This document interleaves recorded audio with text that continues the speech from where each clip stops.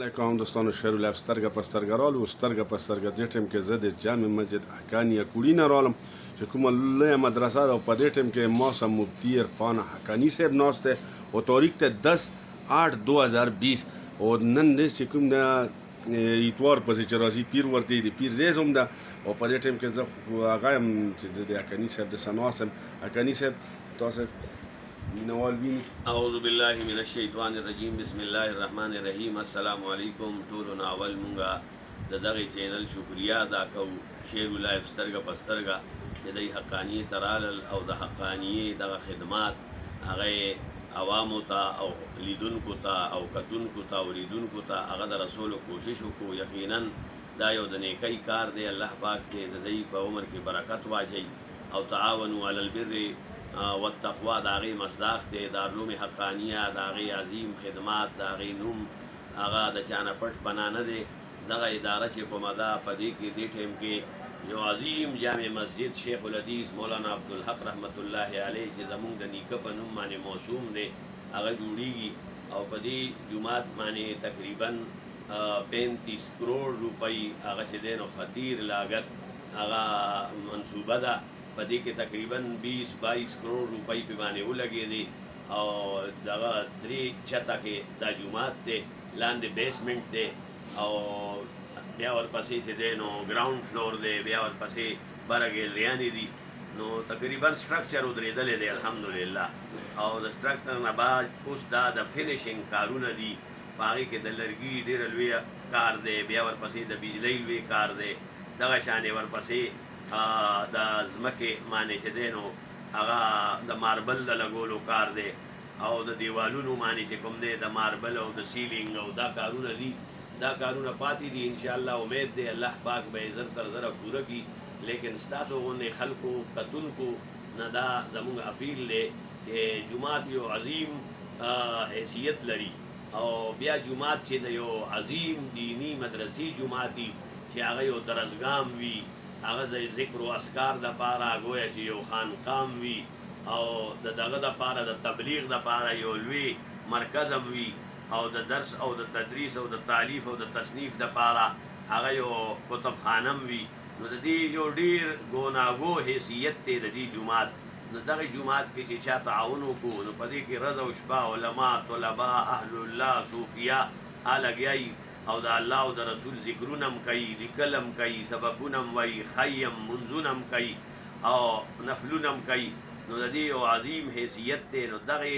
جومات په حوالې سره زمونږ تاسو نه اپیل دی چې تاسو اوس موجوده وخت کې د دې د فینیشنګ په دې کار کې حصه او برخه واخلئ. حدیث شریف کې راځي رسول الله صلی الله علیه وسلم وایي چې چا د یو وړوکي چرچڼې عمره جومات جوړ کړو، د چرچڼې عمره جومات خو نی خو مقصد دا دی چې د چرچڼې عمره معمولي ځای چې څومره نیسي هغه عمره برخه یې پکې واچوله، یو خښته نیمه خښته هغه یې واخلو. نو الله به د هغې عوض په آخرت کې د جنت دا یو اوچت لوی هغه ماړۍ په شکل کې ورکوي. نو دا جومات یو عظیم جومات دی او د وخت ضرورت هم ځکه چې موږ سره 4-5 هزار طالبانو زوړ جومات هم ډېر عظیم جومات و خو لیکن هغه جومات کې د طالبانو تعداد ډېر زیات و. ګرمي سردی کې هغه باران کې هغې کې به چې دی نو طالبان نه ځایېدل نو مجبوراً به طالبانو په کمرو کې سبقونه او ورسره چې دی نو منځونه هر څه کول. نو اوس دې لپاره دومره یو عظیم جامع مسجد زمونږ تره شهید حضرت مولانا سمیع الحق شیخ رحمت الله علیه د هغې افتتاح کا آغاز یې وکړو 2014 کې او اوس الحمدلله د هغې سټرکچر مکمل شوی دی او فینیشنګ کارونه دي. نو زه تاسو نه اپیل کوم او دې کې الحمدلله د دارالعلوم حقانیه فضلا عامو خلکو یعنې دومره داسې خلکو هم پکې دغه تعاون کړی دی چې یو زنانه هګۍ به خرڅولې د چرګو هغه یو هفته بعد به هغه هګۍ چې خرڅې کړې د هغې پیسې به یې راړې. دغه شانې یو سړي ما مخکې شپږ سیمټو بورۍ راړې. ما ورته هغه ما پېژندو چې د هغه خپل کور نشته او د کرایې په کور کې و. نو ما ورته دا څنګه وي یاره زما کور خو هسې هم جوړ نه شو، د الله کور دې جوړ شي. دا یو ډېر لوی جذبات دي. یو وړې ماشومې هغه 15 روپۍ راواستولې. ما 15 روپۍ وړې ماشومې ته به سکول لپاره مور او پلار ورکړي او هغې سره د هغې ضروریات وابسته و. لیکن هغې دومره لویه قرباني ورکړه. نو زمونږ ناظم صاحب ما ورته دا ښکل کا ځکه دا د هغې معشومې 15 روپۍ نه دي، د هغې د جذباتو قرباني ده. او نو الله پاک دې تاسو مونږ ټولو ته په دې عظیم جامع مسجد کې شیخ الحدیث مولانا عبدالحق صاحب کې د برخې اخیستو هغه توفیق راکړي. د دې نه علاوه په دې کې 15,000 طالبان چې سبق وایي د دوی ضروریات دي، په دې معنی 5-6-7 کروڑ روپو بجټ زمونږ لازمی بجټ دی د تعمیراتو نه علاوه هغه لازمی فرضي چې د هغې نه بغیر چاره ني. نو تقریبا 40-45 لاک روپۍ زمونږ صرف په لنګر باندې خرچه راځي. نو دا ډېر هوشربا مهنګایي دور دی. نو دې حوالې سره خپل زکاتونه، خیراتونه، چندې، صدقات دې ادارو طرف ته متوجه کوي. دا کرونا کې هم دا مدارس او دینی ادارې هغه ډېر متاثره شوي دي، لکه نور ټول خلک متاثره شوي دي د مختلف شعبو خلک. نو زه تاسو نه دغه تعاون کوم، د هغې اپیل کوم. الله پاک دې تاسو مونږ ټولو ته د عمل کولو توفیق راکړي. وخت کې بیا د دوی نمبر کو عرفان صاحب تاسو خپل نمبر ورکړئ. ما سره څوک رابطه کوي نو په ملک کې دننه او یا بهر، نو بهر نه خو 0092 به ورسره ولګېږي او 333-910-2368 او اردو کې تاسو ته یم نو 0092 او 333 او 910-2368 دا زما موبایل نمبر هم دی، په دې باندې واتساپ هم دی. نو انشاءالله تاسو ما سره په دې باندې رابطه کولی شئ. الله پاک دې ستاسو زمونږ د ټولو دین دنیا عقبا ښایسته کړي او تاسو مونږ ته دا دومره وخت راکړو، تاسو اورېدنه وکړه. الله دې دا زمونږ د نجات ذریعه وګرځوي. امین امین. او دې نه بعد به ته زه د عرفان حقاني صاحب د مدرسه تاسو ته شیم سترګه په سترګه به وګورئ چې په دې کې څه کارونه روان دي، څه پوره کېږي، څه مرسته موسه کېږي، که د سریې په شکل وي، که د خښتې په شکل وي، که د سیمټو په شکل وي، که د لیبر په شکل وي چې لیبر پیسې اخلي. نو چې څه ورسره مرسته کېږي دوه د الله کور د په دې کې د موږ بچي دي، پوه شو. که د بل بچي دي خو چې کاله له رسول الله صلی الله علیه وسلم هغه یې پوه شو، موږ ټول مسلمانان ورونو بچي دي، پوه شو. د هغې کې به داسې وي چې یتیمانان وي، مسکینان وي په دې مدرسو کې وي. نو چې څه هغه د نه کېږي الله رضا دپاره ټول ورسره کوي، ځکه چې هو سکته دا ژوند چې کوم دی دا منګسي خبره چې دویني مرزه ژوند دی، پوه شو. چې په دویني مرزه ژوند کې څوک خپل وزر راټولې کړو ناشي وي لکه خپل عمل شو کړو. الله دې ته توفیق ورکړي. اوس په تاسو ته د مدرسې وزټ در کوم. دا ادریس صاحب لګیا هم دی، بیان هم کوي په دې مدرسې کې. دا وګورئ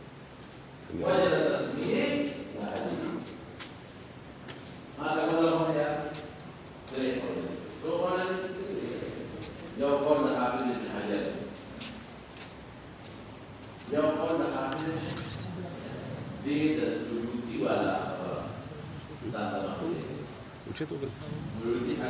ادریس صاحب لګیا دی.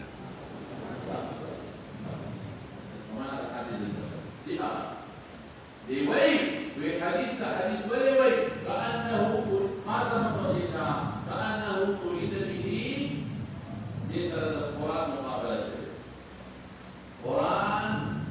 الله كلام دي، الله قديم كلام من قديم وكلام نفسي، كلام نفسي ده بقى كلام نفسنا ده ولا مشاهد آيات كبيرة دي وفي إن شاء الله بابا جيبه ده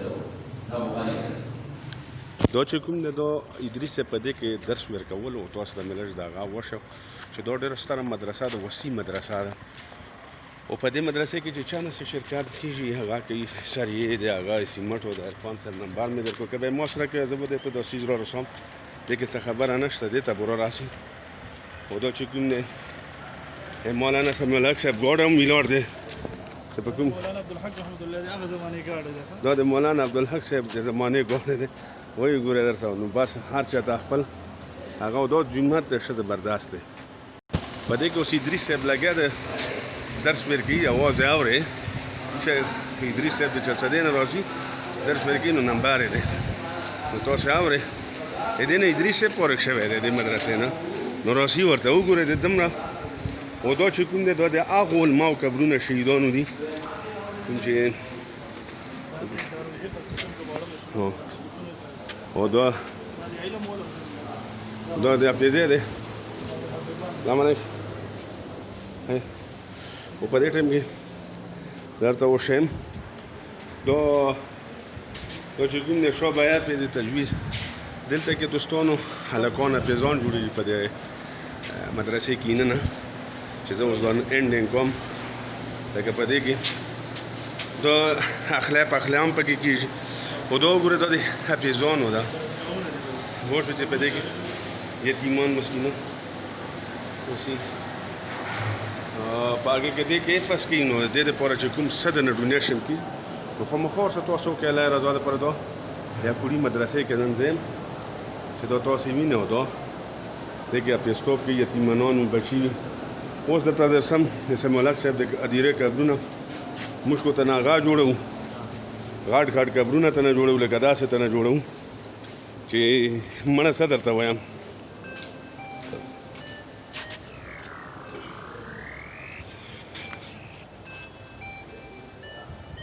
دا وګورئ هلو وعلیکم السلام ډېر سمه تا ته چکر در وم السلام علیکم اکوړي کې یم ښه دا چې کوم دي حضرت مولانا عبدالحق صاحب چې کوم قبر دی او مولانا سمیالک صاحب شهید چې کوم شهید شوی اسلام آباد کې او دا یې قبر دی او دا د یعقوبي مدرسې کې ځم دا وایي ګوره درسه او دا چې کومه دا غټه شجره ده چې د کوم ځای نه روان دي او دا وګوره درسه او دا یې جوړې ما خیال دی دا رشته داران دي نو دا قبرونو ته وګوره دوستانو د موږ والا ته وګوره نه الله دې موږ ته توفیق راکړي چې داسې مختصر خدای ته موږ دعا کوو ولې چې دی دی جانب روشنایي راسي او دا مدرسه چې تاسو وینئ دا د سمیالحق صاحب دی او امین الحق صاحب دی پکې دي او دا دارالتجوید حافظانو دا هغه دی په دې کې یتیمانان مسکینان چې سمه د مخکې کېږي ډونیشن شکل کې د مدرسې کې ډېر کارونه شروع دي داسې دا نن ورته چې زه راغلم ما خوش قسمتي واچوه چې زه ډنګ مدرسې ته لاړم او بس په دې راتاو شم او بس دوستانو دا هغه شهیدان دي هغه زبرګان دي هغه د دین خبره ولا رسیدونکي خلک دي چې کوم دی نه د موږ د نظر نه اوس پناه دي دی ته د مغفرت دعا کوي الله رضا دپاره ټولو ته کوي ولې چې دی دین خور کړی دی پیغمبر علیه السلام هغه یې کړی دی پیغمبر علیه السلام باندې چې قرآن مجید د الله طرفه نازل شوی ولې چې هغې ورسوان دغه عالمان پاتې نو دا هغه عالمان دي چې نن د موږ څه نشته خو شاګردان یې هغه یې ډېر دي الماجرات چې د ادریس صاحب دی دی نه هغه کړی دی نه چرسدی نه شیخ الادریس صاحب راغلی دی عام لګیا دی په دغه کې حجمت ناغا وکړو بس دا چې کوم ځای کې لر بر پښتانو دا درسره دا شیر کوي او پروګرام دا جومات دی چې کوم دا تاسو ته دې نه مخکې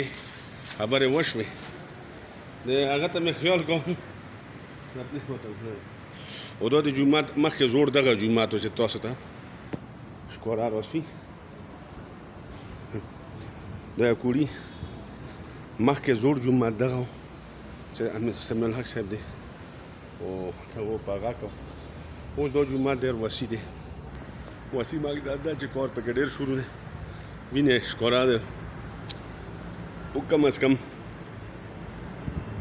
دې کم از کم کروڑونه چې دي 35 کروڑ روپۍ په راتلي نو هغه 35 کروڑ تاسې خپله اندازه ولګئ جومات یې خیر څه وسیع دی او دا وګورئ دا د یعقوبي جومات کې هم دې ټایم کې ښه او دا چې کوم نه وایي وینې درسه دې کې د مخامخ کړکۍ هم نشته تاسو ته ښکاره نظر ته راشي د جومات چې کومې کړکۍ دي او دا کومه رقبه یې د تاسو دا وینې او بس خدای دې هغو خلکو ته توفیق ورکړي واجر دې ورکړي چې کوم د جومات کې مدد یې کړی دا مکمل ویډیو درسره ګورم مکمل ویډیو کې به تاسو ته نظر ته راشي او دا یې کوم هغه دی منشه کې مولانا صاحب نو ټول هغه تشریح درته کوم او دې کې چې کوم دا جومات ټوله ایریا ده او تاسو یې وینئ نو زه نن ټایم کې په هغه کې کوړي کې کوړي لویه مدرسه ده لوی جومات دی چې په کوم لاګت 35 کروڑ روپۍ راسي نو په هغې کې کم از کم 10 کروڑ یا دو پور پکې 10 کروڑ پاتې دی نو چې چا څه واس کېږي دوستانو خپل واس ورسره وکړي ولې چې دې کې یتیمانان وي مسکینان وي علم پکې کوي نو د علم دپاره اکثر دا خبره موږ کوو او هغې دپاره کوشش موږ دا کوو چې تاسو نه موږ د چا څه واس کېږي نو په خپل واس باندې دی سره تاسو بالکل رابطه کول شئ د جومات کې څه مدد کول شئ بالکل وکړئ د الله رضا دپاره وکړئ زه چې کوم دا ما خوش قسمتي ده چې زه دې جومات ته مفتي صاحب راوبلم او دا به الله تعالی داسې دي کړي وه چې زه به چې ته ما چې ته دا خیال و شوق نه و چې زه به دې جومات ته چې ته ننوځم نو نن الحمدلله چې دې جومات ته زه هم رالم دا سترګه په سترګه تاسو ته نو دا ټول هغه شیان او بس چې کوم دې فکر دی هم درته ښکاره کړو او بس نور زه و دې کې طالبان چې کوم دي دا سبق پکې نو په دې کې طالبتوب کې نو هغې دپاره دا ستر سیسټم دی نو امید ساتم چې تاسې لر بر کوم ځای کې خوشحاله آباده اوسئ د دې نه بعد درته زه څه نه شم یو بل بلډینګ دی هغه به موږ ښکاره کوو تر اوسه چې او دا بل بلډینګ نه جوړېږي نوی دی او که زوړ ده خو الله دې پکې خیر واچوي دا ډګۍ ده دا چې کوم دی دا بلډینګ دی دا هم جوړ دی دا حقاني بلډینګ دی وسیع رقبه یې ده دوستانو په دې کې پیسې لګي او دا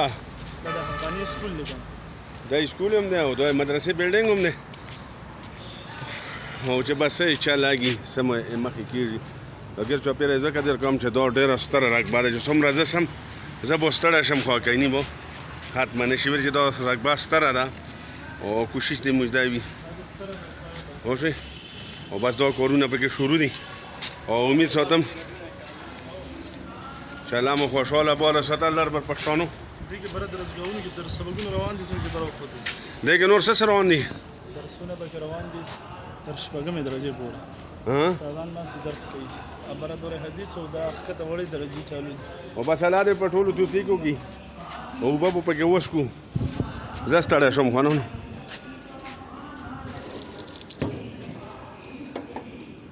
او پروګرام شروع دی او نن چې کوم داس پروګرام ستر دی